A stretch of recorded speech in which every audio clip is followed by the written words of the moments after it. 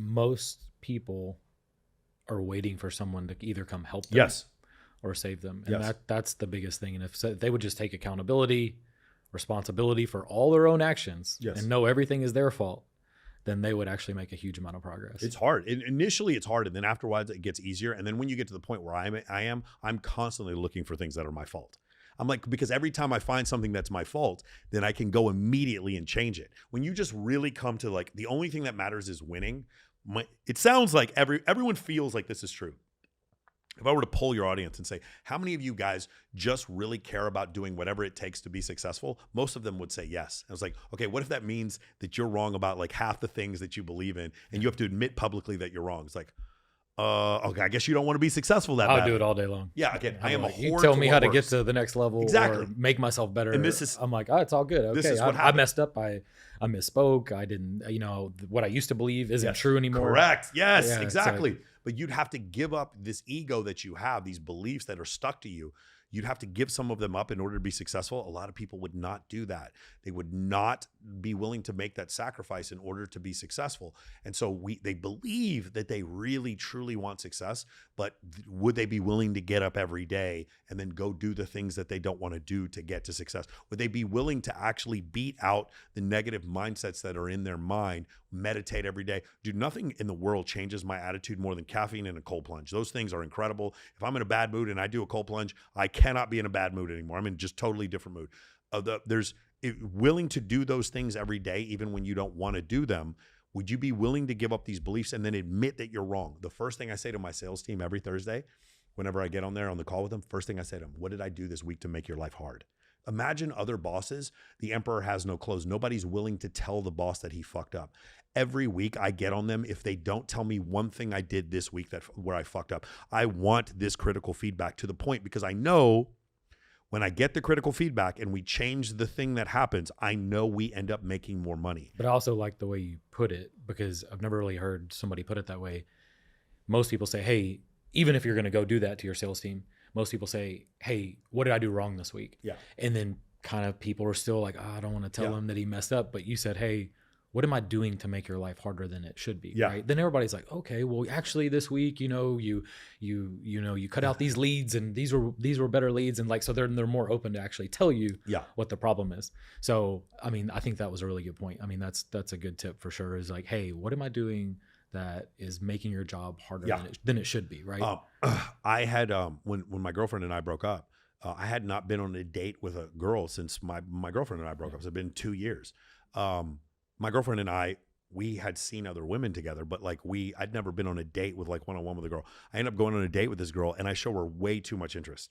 I was way overboard because this girl seemed like she really liked me, and I broke several of my own rules. You know what the first thing I did? I go on my Tuesday group call and I tell all of my clients what I did wrong with this girl. By the way, her and I text every day now. She's coming out to see me. I fixed the problem, but like I was giving this girl way too much interest. I mean, this girl's a perfect 10, but I was giving her way too much interest way too quickly. And then I went through step by step and showed the guys all the stupid texts I sent, how I double text, how I did too much work to try to get with this girl. And in doing so, my clients actually have endeared more trust into me, because I'm able to admit when I do something wrong, and I'm always looking for feedback when I do something wrong. And it doesn't affect my confidence anymore, because I know that when I fix the problem, we make more money. We are more successful. That's the attitude that you want to have. What I just explained to you about my own personal, like looking for feedback, is literally in my course, verbatim. We go over feedback loop. We go over long-term thinking versus short-term thinking. There's a strategic thinking section in my course called the critical thinking phase, and we go over all of these concepts. So everything we've talked about today, as far as like being willing to debate my ideas in an open format, being open to the fact that I'm the one who may be wrong, not giving away my power too early to other people. These are things I discuss in my course. Again, when you look at it from the outside, it just looks like a dating course. Just looks like a dating. That's all they think they're getting. And at the end of it, they all come to me. Several of them have come crying and be like, this is the greatest course I've ever taken in my life, because I'm taking 25 years of mistakes and I put it into a 114 module course. Kind of leads me to my next question, because, how important do you think coaching or mentorship, is when a guy's starting out? Now, I think it's incredibly important. I wouldn't have said that before, But I think what's happened is I took this course in college called Complex Adaptive Systems. And basically, it's basically in any adaptive system, natural selection sort of takes hold. Natural selection, meaning like, do you guys remember when Hermosi and who else started making those short clips on Reels in order to promote their program? They started making, like Brad Lee would do like 4 a day, 5 a day on a regular basis. Because that happened, everyone started doing it so fast. And if you can't keep up with what other people are doing, you're left so far out of the loop and so far behind. And the only way to do that now is not through formal education. It is through coaching.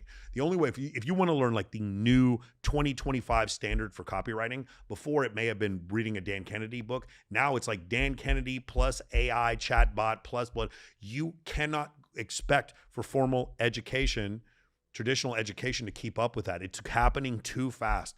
So for me, because traditional education cannot keep up with AI models and how social media works, I think you have to have coaching. I don't think there's any other way for you to do this without having coaching. Like for instance, the idea of being a brand new real estate agent today and not using social media is just anathema. It's like no one would ever even consider that. So in order for me to do that, I would need to get on social media and then figure out what are these other real estate agents doing that are making them successful. And then I would also like, how can I use artificial intelligence in order to sort good leads, whatever good leads from bad leads.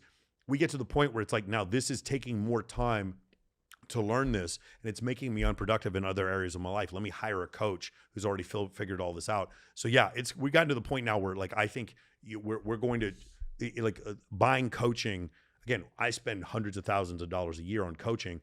You know what Ty Lopez probably spends millions a year on coaching. Yeah. Why is it that you aren't? I can't imagine. And then you hear, all the guys. Andy Elliott's like, I pay Patrick Bet-David millions. Yeah. Like he's like, it's valuable to me because he's at a different level. He's where I'm trying to go. PBD, I have several friends who pay PBD over $300,000. He's awesome though. I respect him a lot. Like I was watching him early on social media. Part of the reason I even kind of got on because he does try to provide as much value as he can to people. He does. Yeah, I've got to hang out with him several times. He's great.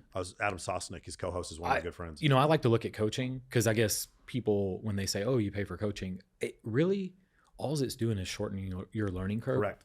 By a tremendous amount of time. So just like you said, we had a lot of conversations about AI last night that I knew nothing about.